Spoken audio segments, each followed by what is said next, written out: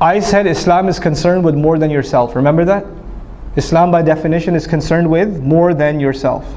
If you say irka'u wasjudu wa'budu rabbakum, that's yourself.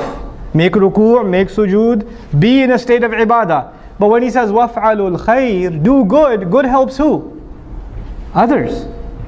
Now if you really want to be successful, then you have to help others. You have to do good for others. لَعَلَّكُمْ تُفْلِحُونَ, so you can be successful. But even if you do good for others, it's not for them, it's for who? Yourself. So our voluntary contributions in whatever way, shape or form are actually efforts to help our own selves. Don't ever should I dare look back at a masjid that I gave time to, a program, a convention I helped put together, a check I wrote to the school or whatever, and say I helped them. I only help myself. And the moment I say I help them, it doesn't count for me anymore. I cannot go to Allah and say, Ya Allah, where's the money I gave? Allah will say, you already said it, you helped them. You didn't say you helped yourself. You can't have it both ways. Allah only takes one intention.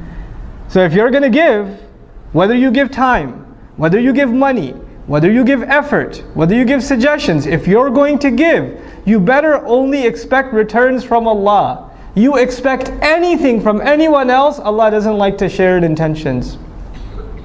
Allah is very jealous of intention, subhanahu wa ta'ala. He wants His intention to be exclusive. You try to put anybody else, yourself, some other agenda in that intention, is gone. It doesn't count for anything.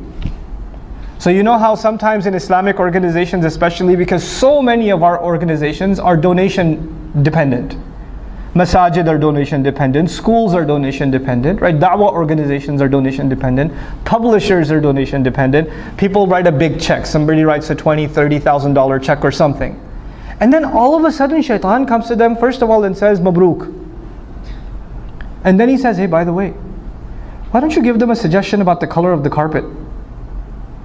I mean, after all, you wrote a big check. You should at least have some weight in your opinion. And so you go and you give a suggestion. You didn't give a suggestion before you wrote the check, but all of a sudden, now your opinion just got $30,000 heavier. So you want to give an opinion. And you're expecting that your opinion will be taken a lot more seriously. Now why? Because you gave some money.